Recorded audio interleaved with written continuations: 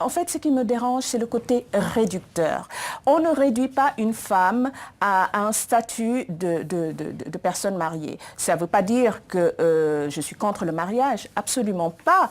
Mais une femme est d'abord une personne avec ses qualités, ses défauts, etc. Mais c'est d'abord une personne. Et ce n'est pas parce qu'on a ce statut de femme mariée qu'on doit avoir un surplus de respectabilité. Donc, ou bien, si on est célibataire, être méprisé. De même, avec le boubou, ce n'est pas parce qu'on le porte ou qu'on ne le porte pas qu'on mérite plus ou moins de respect. Et c'est pour ça que j'ai tenu vraiment à dire qu'au-delà du boubou, moi, ce qui m'intéresse, c'est la tenue. Avoir une tenue d'homme. Parce qu'on peut être très élégant en costume cravate ou tout ce qu'on veut, ou bien très élégant en boubou, et dès qu'on ouvre la bouche, être d'une trivialité, ou bien d'une bêtise, ou bien d'une injustice. Ce qui compte véritablement, c'est avoir cette décence et cette tenue d'homme. Intérieur. Voilà.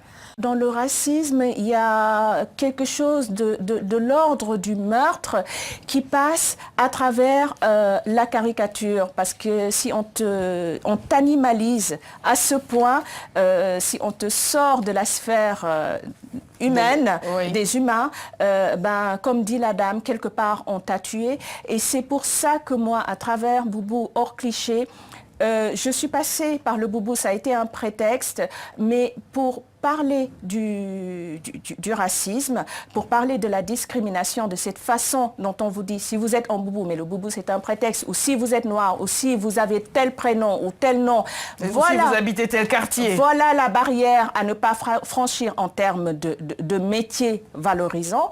Donc ça m'a permis effectivement d'aborder toutes ces questions. En traitant de ce sujet, il y a aussi ce rapport au temps, où on n'a plus le temps de se dire bonjour, on n'a plus le temps de se parler. Quand on veut demander un renseignement, on ne se salue pas d'abord. On n'a plus le temps de prendre le temps d'allaiter son enfant, c'est pour ça que j'ai mis cette photo, etc. Et ce rapport au temps, on l'a souvent évoqué à travers les témoignages.